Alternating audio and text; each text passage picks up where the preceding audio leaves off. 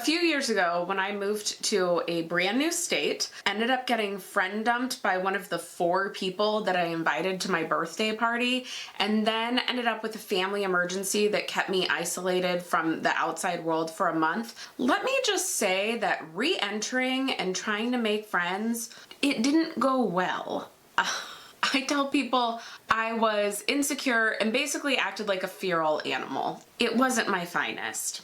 Now, we're not going to get into that story today, but I want to tell you how I worked my way through it, because maybe you too moved states and you feel a little insecure putting yourself out there. Your social confidence is lacking, or you're the new person at work, or you just got some bad feedback that hit you, or you got friend dumped or dumped and your confidence took a hit. As someone who has been through it, I want to help you get back that social confidence. And so that is what we are going to talk about today. Welcome to Creating Opportunities, the podcast for professionals who know that building relationships isn't just a soft skill, it's a career advantage. I'm Cassandra Thompson, and every week we talk about how to better connect in our work lives. Whether you're leading a team, landing a client, or frankly, just feel disconnected in your day-to-day, this podcast is here to help.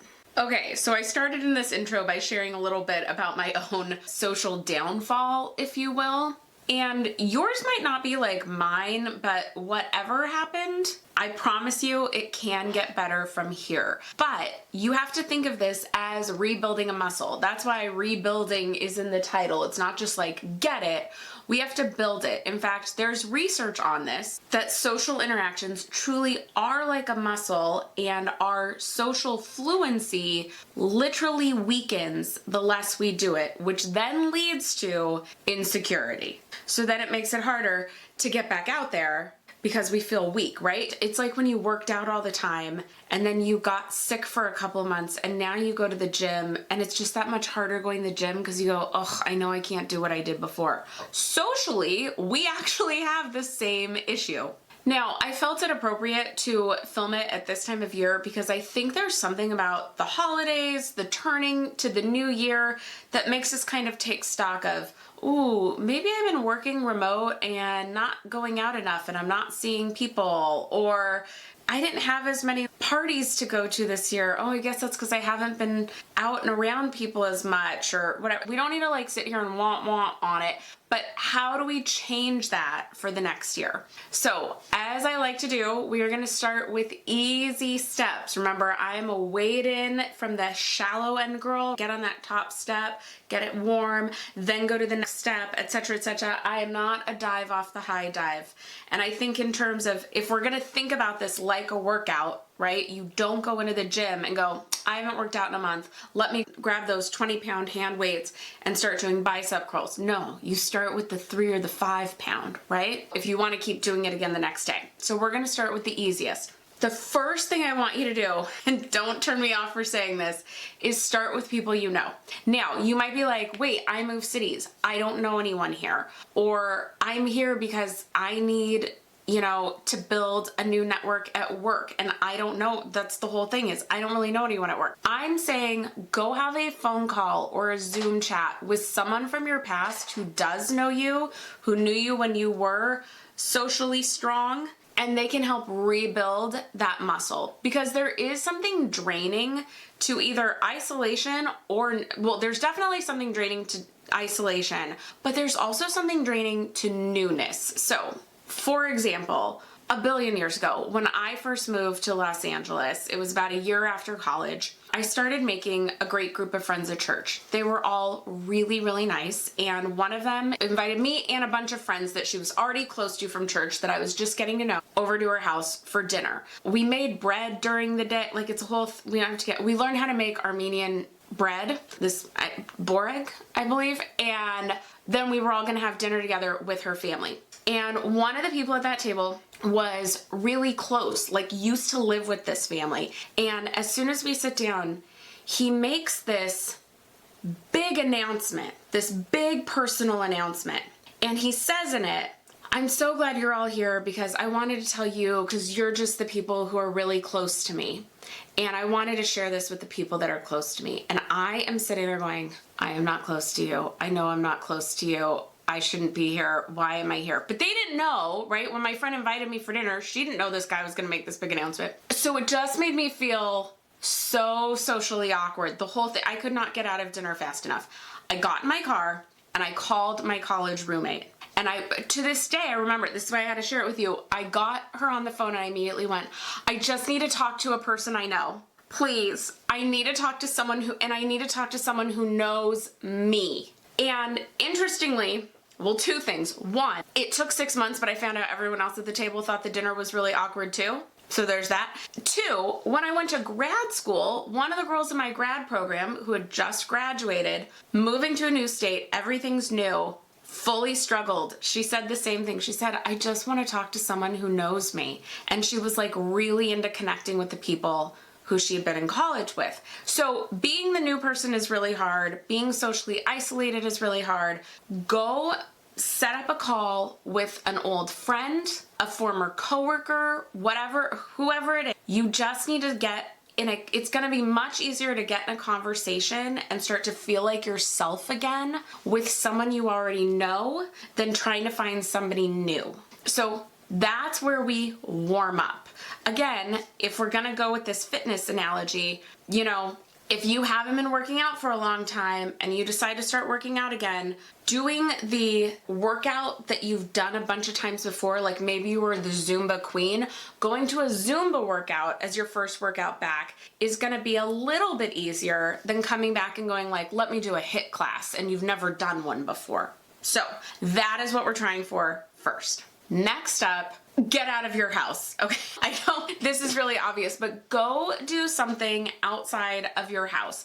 I mean this in two ways. One, you just need to start being around people. So when we feel socially awkward, we can tend to stay in more, or like I said, maybe we work remote and it's easy in the nature of things to go, I'm at home, and then you look up and realize I've been home for 7 days. Interestingly, when I was looking at research on this, one of the things I saw was the quote, and I wish I wrote down where it was from, but the body can lead the mind. So just being around people can make you feel more social. This is what extroverts love. We get energy from being around people. So I personally know, like, oh, I've been in my house too much. I need to go out amongst the people. But introverts, you need this too, because we all need to be connected. You might not need it to the same level, but if we're trying to rebuild this social muscle, this is a really safe, easy way to get started. Just go be around people. So go work from a coffee shop, eat lunch at the fast casual spot around people, go to the library, go to the mall, something like that. But then also go sign up for an activity with people. Okay, that's the bigger thing. So I don't care if it's joining your local association and you're going to the quarterly or monthly meeting and the mixer that happens once a quarter and you're getting to meet people there, or it's a weekly or twice weekly Pilates class. Like, you need to do something around people. Get yourself out there. Now, the key on this one is do it just for the sake of enjoyment. Don't put any expectations on meeting the people at it. Do it because you either need it. I'll give you a need one in a sec. Well, like the association would be a need. Oh, professionally, I need to be a part of my association. Or because you enjoy it. I really like Pilates and it's going to get my body toned, and at least I have the availability, the proximity of people. But here's what I've learned. Don't put the expectation on the meeting people. So this is where I think a lot of folks, when they give this advice, get it wrong. They're like, go join something, and that's definitely where you'll make friends. So you go in going, I'm gonna go to this thing, and this is where I'm gonna make friends. And I'll just tell you from experience, that's where we can sometimes end up looking desperate, or just we get our hopes and dreams dashed because we put these expectations on it that these people didn't know you had. You're gonna go just because you like the thing or you need the thing, and then you're gonna give yourself one small dare. We're not gonna have expectations, but we're gonna have one small dare. We are going to say hi to someone when we go, or we're going to say good morning. It's wild, I know, but you just need to start. Remember, it's a social muscle. This is like one bicep curl. We say hello, we're doing one bicep curl. The next time we're doing another bicep curl. That's another hello. Great. One hello, second hello. It's kind of part of my brand. So this is really important because this is how things start, but this is, again, safe, easy way to get going. What is the worst that's gonna happen? You say good morning to the person sitting next to you at Pilates and they go, oh, morning. And they go back to their phone taking selfies before the class or whatever. Okay, you tried. But a lot of times what happens is you say good morning and they go, oh, good morning. And then if they seem friendly like that, maybe then you say, have you taken this class before? And then like a little mini conversation happens. And then we're cool, we let it lie. And then the next week, you sit in the same spot, you see them again, you say, good morning, how was your week? And we start doing this thing called spending time, which builds a relationship. Now it goes slow, okay? This can go really slow. I think now it goes slower than ever because we're all a little nervous. We're all a little more guarded, but it can happen. You can build relationships at these places. So start by giving yourself the dare of a hi. And again, yes, people are going to be like on their phones and you're going to feel like you're interrupting. But this is where I want to remind you that pretty much everybody is still that kid in the cafeteria hoping someone will let them sit with them. And we're all on our phones as our guard up to not look vulnerable and not look like we're just sitting alone. Even at a Pilates class, it would be totally fine to sit alone. So your saying hello is going to be a relief to most people. They're gonna go, oh, hi. Right? So don't be afraid to be the one to say hi. Now, I've shared this on another episode, but I don't expect you to have listened to all of them. I joined Weight Watchers years ago, partly during this process where I just went, I need somewhere to be around people and I want to work on my health. So great, let me go there. And I have shared that I went every Saturday morning, sat in the same spot for 6 months. I would raise my hand during the meeting and talk because it is like the food version of AA for sure. But when I would come in, I'd say good morning to the person in front of me or the person behind me. And it took 6 months till I got a conversation going. Okay, 6 months. But now I have people's phone numbers. Now we message each other. Now when we see each other on Saturdays, oh my gosh, how are you? How's this going with your family? How's that going with this person? If you came to my meeting, you would never look at our little corner and go, oh, I'm sure she really struggled for the first 6 months meeting people. But it's true. So be patient. Now, before I get to the last main thing I would suggest you do to rebuild your social confidence, one little bonus tip. When you go to something, whatever it is, you're gonna wear what's appropriate for the situation, but I want you to wear the outfit that you feel most confident yet comfortable in. So sometimes I've realized that people hear confident and they go, oh, I need something that makes me really stand out. Like I look really different than everybody. And that's something that gives you a lot of confidence at home and a lot of confidence in a crowd that knows you, who go, oh my gosh, that outfit's amazing. You're amazing. And then you go to an event where you know no one and you're like, oh my gosh, why am I in this neon pink suit? Or like, why did I choose the glitter sequin jacket? Whatever it is, I always give this example of, if you're the girl who always wears black, don't become someone else and wear the neon highlighter suit if that's not who you are, right? If that is who you are, shine bright like a diamond. But like, if that's not who you are, it is okay. So I want you to wear what you're confident in, what you get compliments on. The outfit that people stop you and go, oh, you look so good. Wear that, but that thing that's confident but comfortable. Because we're already feeling kind of insecure or weak in this area or just unsure of ourselves. We don't need to also be worrying about what we're wearing. It's the same advice I give for interviews. That's your little bonus. Now, the last thing I can suggest you try to rebuild your social confidence is what I would call one of these new facilitated friendship making groups. Now, if you don't know what I'm talking about, get ready. You're gonna get an Instagram feed full of ads for these. These are things like, I'll explain them in a second, but they go by names like Time Left, which is just a weird name.